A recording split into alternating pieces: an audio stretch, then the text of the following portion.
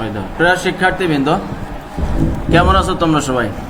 আমি আশা করি বাড়িতে আছো, সুস্থ আছো এবং ভালো আছো। আমি আরেকবার শিরোমণি মাধ্যমিক বিদ্যালয়ের পক্ষ থেকে সবাইকে অনলাইন ক্লাসে স্বাগতম জানাচ্ছি। তাহলে আজকের পাঠ পরিচিতিটা আমরা একটু দেখে নিই। আমি বিপ্লব মণ্ডল, সহকারী শিক্ষক, শিরোমণি মাধ্যমিক বিদ্যালয় ফুলতলা, খুলনা। আজকে যে বিষয়ে আমরা পাঠ নিব সেটি হলো শ্রেণী অষ্টম, বিষয় বিজ্ঞান, অধ্যায় চতুর্দশ। তাহলে শিক্ষার্থী বন্ধুরা, আমরা সম্পূর্ণরূপে প্রস্তুত আজকের অনলাইন ক্লাস করার জন্য। শুরুতেই আমরা একটি চিত্র দেখি। একটি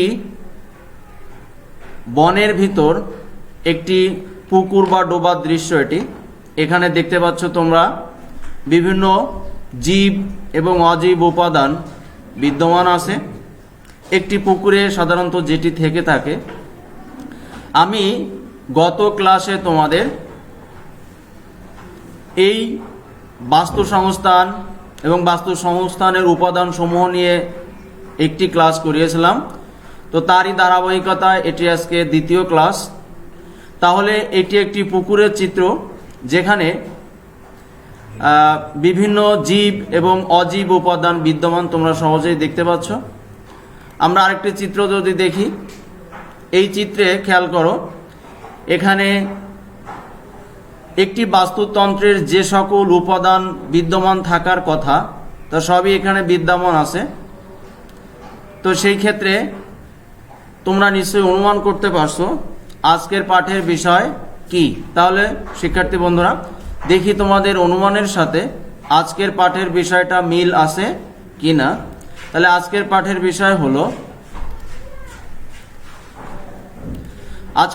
বিষয় হলো পুকুরের বাস্তু সংস্থান। এটি খুব সাধারণ একটি বিষয়, কিন্তু আমাদের জীবনের জন্য খুবই প্রয়োজন। তাই পুকুরের বাস্তু সংস্থান সম্পর্কে আমাদের সুস্পষ্ট ধারণা থাকা উচিত। এছাড়া বাস্তু সংস্থানের পুরো প্রক্রিয়াটি বোঝার জন্য পুকুরের বাস্তু সংস্থান অতি উত্তম একটি উদাহরণ। সুতরাং পুকুরের বাস্তু সংস্থান সম্পর্কে যদি তোমরা ভালো জানতে পারো, বলতে পারো বা লিখতে পারো, তাহলে সম্পূর্ণ বাস্তু সংস্থান সম্পর্কে তোমাদের সুস্পষ্ট ধারণা হবে। তাহলে শিক্ষার্থী বন্ধুরা, আজকের পাঠ শেষে আমরা কি কি অর্জন করব সেটি আমরা এক পলক একটু দেখে নিই। আজকের শিক্ষণফল হলো 1 নম্বরে আছে পুকুরের বাস্তু সংস্থান কি তা বলতে পারবে, পুকুরের বাস্তু সংস্থানের বিভিন্ন উপাদান ব্যাখ্যা করতে পারবে এবং চিত্র দেখে পুকুরের বিভিন্ন জীব ব্যবহার করে খাদ্য শৃঙ্খলের উদাহরণ তৈরি করতে পারবে। তাহলে শিক্ষার্থী বন্ধুরা, আমরা শিক্ষণফলগুলি একটি দেখে নিলাম। এরপর আমরা এই চিত্রটি ভালো করে লক্ষ্য করি। এইটি একটি পুকুরের একেবারে সম্পূর্ণ চিত্র। একটি পুকুরের সাধারণত বাস্তু সংস্থান অর্থাৎ জীব এবং অজীব উপাদান সমূহের মধ্যে পারস্পরিক আদান প্রদান সম্পর্ক কিভাবে বিদ্যমান থাকে সেটি সম্পূর্ণরূপে এখানে থাকে। এদেরকে খেয়ে থাকে আবার ছোট ছোট মাছ, তাদেরকে আমরা দ্বিতীয় স্তরের খাদ্য বলে থাকি। আবার ছোট ছোট মাছ খেয়ে থাকে ঈগল, সাপ, বক, কচ্ছপ, এদেরকে আমরা তৃতীয় স্তরের খাদ্য বলে থাকি। তাহলে একটি পুকুরের সম্পূর্ণ বাস্তু সংস্থানের চিত্র হলো এটি। আমরা আরেকটু ভালো করে বোঝার জন্য সামনের দিকে এগিয়ে যাই। তার আগে পুকুরের বাস্তু সংস্থান বলতে কি বোঝায় আমরা একটু দেখে নিই। এখানে বেঁচে থাকার তাগিদে পুকুরের জীব সম্প্রদায় ও জড় পরিবেশের মাঝে নিবিড় সম্পর্ক গড়ে উঠেছে। এই সম্পর্কই হলো পুকুরের বাস্তু সংস্থান। অর্থাৎ একটি পুকুরের জীব ও জড় সম্প্রদায়ের মাঝে যে সম্পর্ক, সেটিকেই আমরা পুকুরের বাস্তু সংস্থান বলে থাকি। তাহলে শিক্ষার্থী বন্ধুরা, আমরা সামনের দিকে আরেকটু এগিয়ে যাই। শুরুতেই আমরা একটি পুকুরের উৎপাদক কি কি হতে পারে বা উৎপাদকের কাজ কি সেটি নিয়ে আমরা একটু আলোচনা করব। একটি পুকুরের সম্ভাব্য যে সবুজ উদ্ভিদ থাকতে পারে তার একটি চিত্র তোমরা এখান থেকে দেখতে পাচ্ছ। চিত্রটি ভালো করে লক্ষ্য করো। এখানে বিভিন্ন ধরনের শ্যাওলা, ছোট ছোট উদ্ভিদ বিদ্যমান। তাহলে পুকুরে বসবাসকারী সবুজ জলজ শ্যাওলা ও অগভীর পানির উদ্ভিদ যারা সালোক সংশ্লেষণ প্রক্রিয়ায় নিজের খাদ্য নিজে তৈরি করে বেঁচে থাকতে পারে, এদেরকেই আসলে পুকুরের উৎপাদক বলা হয়। অর্থাৎ সবুজ জলজ শ্যাওলা এবং অগভীর পানির উদ্ভিদকেই উৎপাদক বলা হয়, কেননা সালোক সংশ্লেষণ প্রক্রিয়ায় এরা খাদ্য উৎপাদন করে থাকে। তাহলে আমরা উৎপাদক কি, একটি পুকুরের উৎপাদক কারা হয় সেটি আমরা দেখলাম। এখন সবুজ উদ্ভিদ কিভাবে সালোক সংশ্লেষণ প্রক্রিয়ায় খাদ্য উৎপাদন করে, অর্থাৎ উৎপাদ কিভাবে খাদ্য উৎপাদন করে সেটি যদি আমরা একটু চিত্রের মাধ্যমে দেখি, তাহলে দেখতে পাচ্ছি যে সবুজ পাতা সূর্য থেকে আলো, বাতাস থেকে কার্বন ডাইঅক্সাইড এবং পুকুর থেকে পানি সংগ্রহ করে সালোক সংশ্লেষণ প্রক্রিয়া উৎপন্ন করে খাদ্য তথা শর্করা এবং বাতাসে অক্সিজেন ছেড়ে দেয়। এখান থেকে তোমরা সুস্পষ্ট বুঝতে পারছো। এখন সকল প্রথম স্তরের খাদক প্রাণী খাদ্যের জন্য উৎপাদকের উপর নির্ভরশীল। শিক্ষার্থী বন্ধুরা, আমরা ছবিতে একটি ঘাস ফড়িং দেখতে পাচ্ছি। এই ঘাস ফড়িং হলো প্রথম স্তরের খাদক, কেননা এই ঘাস ফড়িংয়ের পক্ষে কোনোভাবেই এই সালোক সংশ্লেষণ প্রক্রিয়া খাদ্য উৎপাদন সম্ভব না, বরং এই প্রথম স্তরের খাদকরা উৎপাদক সমূহের উৎপন্ন করা খাদ্য গ্রহণ করে বেঁচে থাকে। অর্থাৎ প্রথম স্তরের খাদকেরা সম্পূর্ণ উৎপাদকের ওপর নির্ভরশীল। তাহলে শিক্ষার্থী বন্ধুরা, সালোক সংশ্লেষণ প্রক্রিয়ায় কিভাবে সবুজ উদ্ভিদ খাদ্য তৈরি করে এবং সালোক সংশ্লেষণ প্রক্রিয়াটি চলমান রাখার জন্য কি কি উপাদানের প্রয়োজন হয় সেটি তোমরা নিশ্চয়ই এই চিত্র দেখে বুঝতে পারছো। তাহলে সকল শক্তির উৎস কোথায়? আসলে সকল শক্তির উৎস হলো সূর্য। কারণ সূর্য যদি না থাকতো তাহলে সূর্যের আলো গাছের পাতা পেত না, গাছ সালোক সংশ্লেষণ প্রক্রিয়া খাদ্য উৎপাদন করতে পারত না। আমরা আরো একটি চিত্র দেখি, আরেকটি পুকুরের দৃশ্য। এখানে আমরা দেখতে পাচ্ছি ছোট ছোট কীট পতঙ্গ, যেটি উদ্ভিদের ন্যায়। এটি ছোট ছোট উদ্ভিদ ছোট ছোট উদ্ভিদ, আর এটি হলো ছোট ছোট কীট পতঙ্গ যেটি পুকুরে বিদ্যমান। আমরা এখন প্রথম স্তরের খাদক সম্পর্কে জানব। বিভিন্ন প্রকার ভাসমান ক্ষুদে পোকা, মশার শুককীট, আণুবীক্ষণিক প্রাণী, জুওপ্লাঙ্কটন যারা নিজের খাদ্য নিজে প্রস্তুত করতে পারে না এবং সরাসরি উৎপাদককে ভক্ষণ করে বেঁচে থাকে। শিক্ষার্থী বন্ধুরা, তোমরা একেবারে উপরের যে দুটি চিত্রে দেখতে পাচ্ছ, এগুলো হলো অতি ক্ষুদ্র পোকা, মশার শুককীট বা আণুবীক্ষণিক প্রাণী। খালি চোখে এদেরকে দেখা যায় না, আণুবীক্ষণিক যন্ত্র দিয়ে অণুবীক্ষণ দিয়ে দেখতে হয়। এদেরকে জুওপ্লাঙ্কটন বলা হয়। এরা নিজেরা নিজেদের খাদ্য তৈরি করতে পারে না, বরং পুকুরে উৎপন্ন উৎপাদের খাদ্য খেয়ে এরা বেঁচে থাকে। এই জন্যই এদেরকে প্রথম স্তরের খাদক বলা যেতে পারে। তাহলে এটি হলো প্রথম স্তরের খাদক। এখন আমরা আরেকটি চিত্র লক্ষ্য করি। এরা প্রথম স্তরের খাদ্যকে ভক্ষণ করে বেঁচে থাকে, নিজেরা খাদ্য তৈরি করতে পারে না এবং উৎপাদকও খাদ্য হিসেবে গ্রহণ করে পারে না। তাহলে শিক্ষার্থী বন্ধুরা, এই তিনটি চিত্রে কিন্তু দ্বিতীয় স্তরের খাদকদের দেখানো হয়েছে। দ্বিতীয় স্তরের খাদক কি? ওই যে ছোট ছোট জুওপ্লাঙ্কটন বা ছোট ছোট প্রাণী, আণুবীক্ষণিক প্রাণী, এদের খেয়ে বেঁচে থাকে ছোট ছোট মাছ, ব্যাঙ এবং কচ্ছপ। সুতরাং এদেরকে আমরা দ্বিতীয় স্তরের খাদক বলতে পারি। এদেরকে কেন দ্বিতীয় স্তরের খাদক বলবো? কেননা এরা সরাসরি প্রথম স্তরের খাদ্য খেয়ে বেঁচে থাকে। তাহলে এবার আমরা দেখব তৃতীয় স্তরের খাদক। হ্যাঁ, এরা হলো দ্বিতীয় স্তরের খাদক। এখন আমরা দেখব তৃতীয় স্তরের খাদক।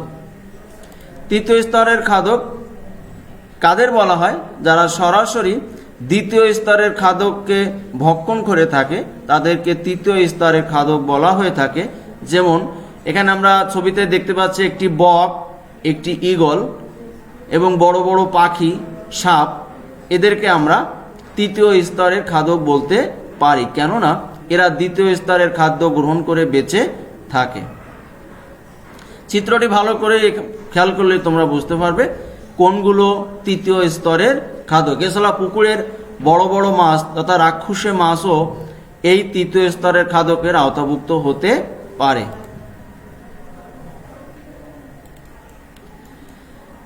এখন আমরা দেখি তৃতীয় স্তরের খাদকের পরে যেটি আছে সেটি হলো বিয়োজক। আমরা বিয়োজক সম্পর্কে আগেই জেনেছি, তাহলে একটি পুকুরের বিয়োজক সম্পর্কে আরেকটু বিস্তারিত জেনে নিই। পুকুরের পানিতে বিভিন্ন ছত্রাক ও ব্যাকটেরিয়া মৃতজীবী হিসেবে বাস করে। এরা পানির তলায় কাদায় বা ভাসমান থাকে। এরা মৃত বা জীবিত প্রাণীদের পচনে সাহায্য করে, ফলে উৎপাদকের ব্যবহার উপযোগী জৈব ও অজৈব রাসায়নিক পদার্থ পুনরায় সৃষ্টি হয়। এরাই হলো বিয়োজক।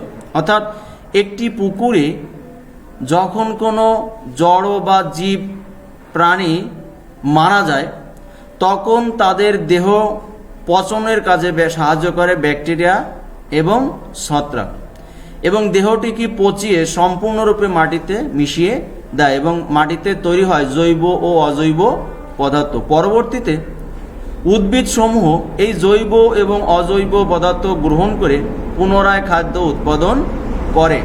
তাহলে এখানে ছত্রাক এবং ব্যাকটেরিয়া বিয়োজক হিসেবে কাজ করে। তাহলে শিক্ষার্থী বন্ধুরা, আমরা একটি পুকুরের বাস্তু সংস্থান সম্পর্কে সম্পূর্ণ ধারণা লাভ করলাম। এখন আমরা আরও কয়েকটি চিত্র দেখব। তার আগে একটি পুকুরের শক্তির স্থানান্তর কিভাবে হয় সেটি আমরা দেখে নিই। তোমরা চিত্রটি ভালো করে খেয়াল করো। সবুজ উদ্ভিদ থেকে শক্তি যাচ্ছে ছোট ছোট আণুবীক্ষণিক প্রাণীর মধ্যে, ছোট ছোট আণুবীক্ষণিক প্রাণী থেকে শক্তি যাচ্ছে মাছের মধ্যে, মাছ থেকে শক্তি যাচ্ছে ছোট ছোট বক এর মাঝে, সেখান থেকে শক্তি যাচ্ছে, অর্থাৎ তারা যখন মারা যাচ্ছে, এই সাপ, ব্যাং, বক, ঈগল এগুলো যখন মারা যাচ্ছে, সেখান থেকে শক্তি যাচ্ছে মাটিতে। এই মাটি থেকে আবার প্রক্রিয়ার মাধ্যমে চলে যাচ্ছে উদ্ভিদে। অর্থাৎ এটি একটি বাস্তুতন্ত্রের শক্তি প্রবাহের প্রবাহ চিত্র। শিক্ষার্থী বন্ধুরা, তোমরা এই চিত্রটি যদি ভালো করে খেয়াল করো তাহলে বুঝতে পারবে। আমি আরেকবার যদি বলি, উদ্ভিদ থেকে প্রথম স্তরের খাদক, প্রথম স্তরের খাদক থেকে দ্বিতীয় স্তরের খাদক, দ্বিতীয় স্তরের খাদক থেকে তৃতীয় স্তরের খাদক, তৃতীয় স্তরের খাদক থেকে মাটি, মাটি থেকে আবার পুনরায় প্রক্রিয়াজাত হয়ে আবার উদ্ভিদে। তাহলে শিক্ষার্থী বন্ধুরা, এবার আমরা একটি ছোট্ট ভিডিও দেখব। ভিডিওটি তোমরা খুব ভালো করে খেয়াল করবে, তাহলে পরবর্তীতে আমি যেটি তোমাদেরকে বলতে চাই সেটি তোমরা খুব সহজে বুঝতে পারবে। তাহলে ভিডিওটি তোমরা খেয়াল করো।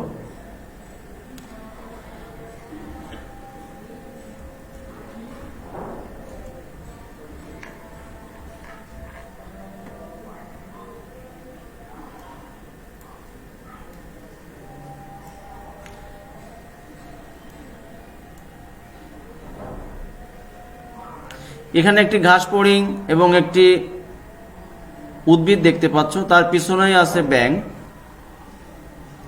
তার পিছনেই আছে সাপ, তার পিছনেই আছে ঈগল।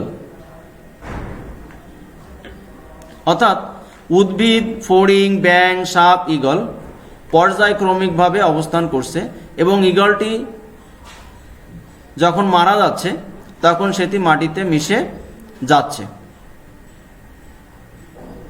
এবং মাটিতে যে জৈব এবং অজৈব রাসায়নিক উপাদান তৈরি হচ্ছে সেটি উদ্ভিদ আবার মূলের সাহায্যে গ্রহণ করছে এবং খাদ্য উৎপাদন করছে।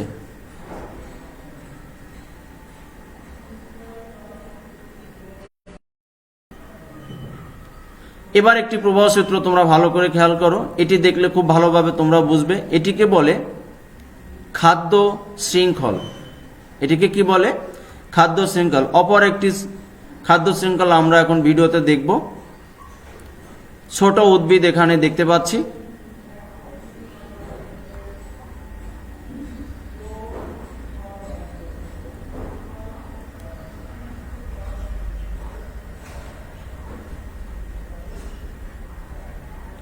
এই ছোট উদ্ভিদে উৎপন্ন ফল যেটি পাখিরা খাচ্ছে বা খাদ্য হিসেবে গ্রহণ করছে এবং মল ত্যাগ করছে তখন সেটি আবার মাটিতে যাচ্ছে এবং এখান থেকে নতুন উদ্ভিদের সৃষ্টি হচ্ছে। তাহলে আমরা দেখি গাছের ফল গ্রহণ করছে পাখি, পাখি থেকে আবার মাটিতে গাছ, ছোট ছোট গাছের সৃষ্টি হয়েছে, ছোট গাছ আবার বড় গাছে পরিণত হচ্ছে। এই চিত্রটি খেয়াল করো, একটি গরুর পিঠের উপর একটি পাখি এসে বসলো। আমরা জানি গরুর গায়ে বিভিন্ন ধরনের ক্ষুদ্র ক্ষুদ্র পোকা বা কীটপতঙ্গ থাকে, যেটি পাখিরা গ্রহণ করে থাকে খাদ্য হিসেবে।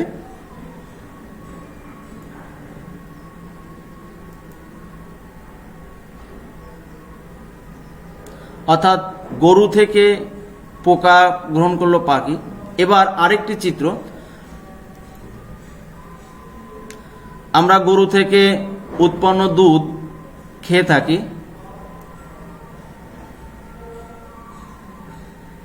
এই দুধ আবার প্রক্রিয়াজাত হয়ে আবার কিন্তু ওই গরু অবধি পৌঁছায়, অর্থাৎ এখানে শক্তির স্থানান্তর ঘটে। এবার আমরা কয়েকটি সুন্দর দৃশ্য এখানে দেখতে পাচ্ছি, অর্থাৎ স্ব উদ্ভিদ এবং প্রাণী প্রকৃতিতে কি সুন্দর দেখায়, তোমরা এখানে সহজেই দেখো। ধন্যবাদ সবাইকে ভিডিওটি দেখার জন্য। তাহলে আমরা এবার সামনে এগিয়ে যাই। এবার আমরা একটি প্রবাহ চিত্র দেখব। দেখো, আমরা জানি সকল শক্তির উৎস হলো সূর্য। সূর্য থেকে শক্তি গ্রহণ করছে সবুজ উদ্ভিদ। সবুজ উদ্ভিদ এখানে উৎপাদকের ন্যায় আচরণ করছে। তাহলে সবুজ উদ্ভিদ থেকে কিভাবে প্রবাহ চিত্রটা আমরা যদি, সবুজ উদ্ভিদ গ্রহণ করছে ঘাসফড়িং, ঘাসফড়িংকে খাচ্ছে ব্যাঙ, ব্যাঙকে খাচ্ছে সাপ, সাপকে খাচ্ছে ঈগল। অর্থাৎ এখানে দেখো, একটি প্রাণী আরেকটি খাদ্য বা পুষ্টির জন্য অপর প্রাণীর উপর নির্ভরশীল। তাহলে এটিকে আসলে কি বলে? এটিকে আসলে খাদ্য শৃঙ্খল বলে। আমি সংজ্ঞাটি যদি বলি, খাদ্য শৃঙ্খল কাকে বলে? এখানে শক্তির স্থানান্তর হচ্ছে। বাস্তুতন্ত্রের সকল জীব পুষ্টির চাহিদার দিক থেকে ধারাবাহিকভাবে একে অন্যের সাথে যুক্ত, একে খাদ্য শৃঙ্খল বলে। আমি আরেকবার পর যদি পড়ি, বাস্তুতন্ত্রের সকল জীব পুষ্টির চাহিদার দিক থেকে ধারাবাহিকভাবে একে অন্যের সাথে যুক্ত, একে খাদ্য শৃঙ্খল বলে। আমরা এখন একটি চিত্র দেখতে পাচ্ছি পিরামিড আকারে। খাদ্য শৃঙ্খলের একটি আরেকটি দৃশ্য, একেবারে নিচের স্তরে দেখো প্রডিউসার, অর্থাৎ এদেরকে আমরা উৎপাদক বলবো। এখানে সবুজ উদ্ভিদকে দেখানো হয়েছে। 2 নম্বরে দেখানো হয়েছে হরিণ, ফড়িং, খরগোশ, বিভিন্ন ধরনের পাখি। 3য় স্তরে দেখানো হয়েছে সাপ, ব্যাঙ, কুকুর ইত্যাদি। এবং সর্বশেষ 3য় স্তরে দেখানো হয়েছে বাঘ, ঈগল ইত্যাদি। এখানে একটি স্তর খাদ্য বা পুষ্টির জন্য অপর স্তরের উপর নির্ভরশীল। তাহলে এই যে এক স্তরের সঙ্গে অন্য স্তরের যে নিবিড় সম্পর্ক, এই সম্পর্কের নামই হলো খাদ্য শৃঙ্খল। এখানে আরেকটি চিত্র দেখতে পাচ্ছি আমরা। জলে ভাসমান উদ্ভিদ উৎস থেকে শুরু করে প্রাণীগুলো একে অন্যকে খেয়ে বেঁচে থাকে। তাহলে এই চিত্রে আমরা যে খাদ্য শৃঙ্খলটি দেখতে পাচ্ছি সেটি হলো ঘাস।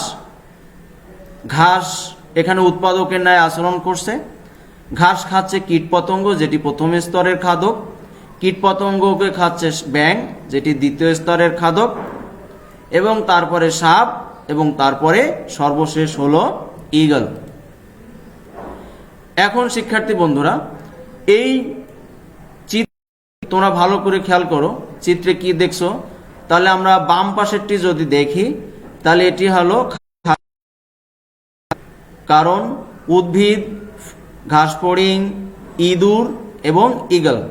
কিন্তু ডান পাশে আমরা দেখতে পাচ্ছি অনেকগুলো খাদ্য শৃঙ্খল একত্রিত হয়ে একের সঙ্গে অপর যুক্ত হয়েছে। তাহলে এর নাম কি? তাহলে এর নাম হলো খাদ্য জাল। তাহলে এখন প্রশ্ন হলো, খাদ্য জাল কাকে বলে? বিভিন্ন খাদ্য শৃঙ্খল পরস্পর সম্পর্ক যুক্ত, একে খাদ্য জাল বলে। ডান পাশের চিত্রটি তোমরা দেখতে পাবে এখানে অনেকগুলো খাদ্যজাল পরস্পরের সাথে যুক্ত হয়েছে। সুতরাং টোটাল এই প্রক্রিয়াটিকে বলা হয় খাদ্য। এরপর শিক্ষার্থী বন্ধুরা, আমরা মোটামুটি পুকুরের বাস্তু সংস্থান কি, পুকুরের বাস্তু সংস্থানের উপাদান সমূহ, খাদ্য শৃঙ্খল কি এবং খাদ্য জাল কি, এই সম্পর্কে একটি সুস্পষ্ট ধারণা আমরা লাভ করলাম। এখন আমি তোমাদেরকে কিছুটা মূল্যায়ন করতে চাই। তাহলে আমি আশা করি তোমরা আমার এই প্রশ্নের উত্তর দেওয়ার জন্য প্রস্তুত। এটি একটি চিত্র, পুকুরের চিত্র। চিত্রের উদ্ভিদগুলোকে কি বলে? খুব সহজ একটি প্রশ্ন। চিত্রের উদ্ভিদগুলোকে কি বলে? এটির উত্তর হবে, নিশ্চয়ই তোমরা পেরেছো, উৎপাদক। এটির উত্তর হবে উৎপাদক। চিত্রের প্রাণীটি কি করছে? শিক্ষার্থী বন্ধুরা ভালো করে খেয়াল করো, ব্যাঙ কি করছে? আসলে ব্যাঙ উদ্ভিদ বা প্রাণীর গায়ে লেগে থাকা ছোট ছোট কীটপতঙ্গ তাদের খাদ্য হিসেবে গ্রহণ করছে। এখানে তৃতীয় স্তরে এটি তৃতীয় ছবি এবং এটি বড় একটি মাছের ছবি আমরা দেখতে পাচ্ছি। মাছ কিছু একটা গ্রহণ করছে। মাছটি কোন স্তরের খাদক? মাছ আসলে দ্বিতীয় স্তরের খাদক, কারণ এটি ছোট ছোট কীটপতঙ্গ এমনকি ছোট ছোট মাছ খেয়ে এরা জীবন ধারণ করে। আমি আশা করি তোমরা প্রশ্নগুলো পেরেছো। আমি আরো কিছু প্রশ্ন তোমাদের সামনে রাখতে চাই। প্রথম প্রশ্ন, এই যে চিত্রটি ভালো করে খেয়াল করো, একটি বিশেষ বিষয়ের চিত্র। চিত্রের অংশটি কিভাবে কাজ করে? অর্থাৎ এটি হলো ছত্রাক বা ব্যাকটেরিয়ার দৃশ্য। এটি ছত্রাকের দৃশ্য। এই ছত্রাক বা ব্যাকটেরিয়া হিসেবে বিয়োজক হিসেবে কাজ করে। বিয়োজকের কাজ হলো কোনো উদ্ভিদ বা প্রাণী যখন মরে যায় তখন তার দেহ পচিয়ে মাটির সঙ্গে মিশিয়ে দেওয়া এবং মাটিতে বিভিন্ন জৈব এবং অজৈব সারে পরিণত করা। আমরা আরেকটি চিত্র দেখব। এটি আসলে ছোট মাছ তার পরবর্তী মাছ যেটি আছে আকারে সেটি গ্রহণ করছে, তার পরবর্তী আকারে যেটি আছে সেটিকে গ্রহণ করছে। অর্থাৎ চিত্রে কোন স্তরের খাদককে দেখানো হয়েছে? আসলে এটি দ্বিতীয় স্তরের খাদক। তাহলে শিক্ষার্থী বন্ধুরা, তোমরা মোটামুটি আমি আশা করি পেরেছো এই প্রশ্নগুলোর উত্তর করতে। আমি আরেকটু মূল্যায়ন করতে চাই। এখানে একটি সুন্দর ছবি তোমরা দেখতে পাচ্ছ। এটিও একটি পুকুরের বাস্তু সংস্থানের ছবি। তাহলে চিত্রের বাস্তু সংস্থান বলতে কি বোঝো? অর্থাৎ একটি পুকুরের বাস্তু সংস্থান বলতে কি বোঝো সেটিও তোমাদেরকে উত্তর করতে হবে। তোমরা এটি আশা করি উত্তর করতে পারবে। যদি উত্তর করতে না পারো তাহলে এই ভিডিওটি আবার দেখবে, কারণ এই ভিডিওটি আমাদের ফেসবুক পেজে রয়ে যাবে। এছাড়া শিরোমণি মাধ্যমিক বিদ্যালয় নামে আরেকটি ইউটিউব চ্যানেল আছে, যে ইউটিউব চ্যানেলেও এই ভিডিওটি তোমরা যে কোনো সময় অর্থাৎ তোমরা তোমাদের সুবিধা মতো সময় দেখতে পারবা। এর পাশাপাশি তোমাদের যে পাঠ্য বই আছে সেটি যদি তোমরা মনোযোগী হয়ে পড়ো তাহলে একটি পুকুরের বাস্তু সংস্থান বলতে কি বোঝায় সেটি তোমরা খুব সহজেই উত্তর করতে পারবে। তাহলে তার পরবর্তী প্রশ্নে আমরা যাই। পরবর্তী প্রশ্ন হলো চিত্রের বাস্তু সংস্থান উপাদানগুলো ব্যাখ্যা করো। অর্থাৎ এই যে পুকুরের বাস্তু সংস্থান আমি দেখাচ্ছি এর উপাদানগুলো কি কি সেগুলো একটু তোমরা ডায়াগ্রাম আকারে বা প্রবাহ চিত্র আকারে একটু লিখে রাখবে খাতায় বা ব্যাখ্যা করবে। সর্বশেষ যেটি, চিত্রের খাদ্য শৃঙ্খলের উদাহরণ তৈরি করা। অর্থাৎ এখানে একটি পুকুরের বাস্তু সংস্থানের যে উপাদানগুলি রয়েছে সেই উপাদানগুলিকে নিয়ে একটি প্রবাহ চিত্রের মাধ্যমে একটি খাদ্য শৃঙ্খল তৈরি করবে। আমি আশা করি তোমরা পারবে। এটি তোমরা খাতায় তৈরি করবে, খাতায় তৈরি করে রাখবে। শিক্ষার্থী বন্ধুরা, আমরা মোটামুটি ক্লাসের একেবারে অন্তিম লগ্নে চলে এসেছি। আর ক্লাস শেষ করার আগে যে কাজটি করে থাকি সেটি হলো ছোট্ট একটি বাড়ির কাজ দিয়ে থাকি। আমরা সেই বাড়ির কাজ করে থাকি। আমি যে বাড়ির কাজটা আজকে দিচ্ছি সেটি হলো পুকুরের পানিতে জলজ উদ্ভিদ হ্রাস পেতে থাকলে পুকুরের বাস্তুতন্ত্রে কি পরিণতি ঘটবে তা বিশ্লেষণ করো। আমি আরেকবার বলি, পুকুরের পানিতে জলজ উদ্ভিদ হ্রাস পেতে থাকলে পুকুরের বাস্তুতন্ত্রে কি পরিণতি ঘটবে তা বিশ্লেষণ করো। তোমরা একটু গভীরভাবে চিন্তা করবে, চিন্তা করে এর ব্যাখ্যা বা উত্তর তোমরা খাতায় লিখে রাখবে। শিক্ষার্থী বন্ধুরা, তোমরা এতক্ষণ ধরে অনলাইন ক্লাস দেখলে, আমার সঙ্গে ছিলে এতক্ষণ ধরে, তাই আমার সঙ্গে থাকার জন্য আবারও একবার প্রীতি শুভেচ্ছা এবং স্বাগতম জানিয়ে এবং সর্বশেষ পরবর্তী ক্লাস দেখার জন্য সবাইকে ধন্যবাদ জানিয়ে আমি আজকের মতো ক্লাস এখানেই শেষ করছি। সবাইকে ধন্যবাদ।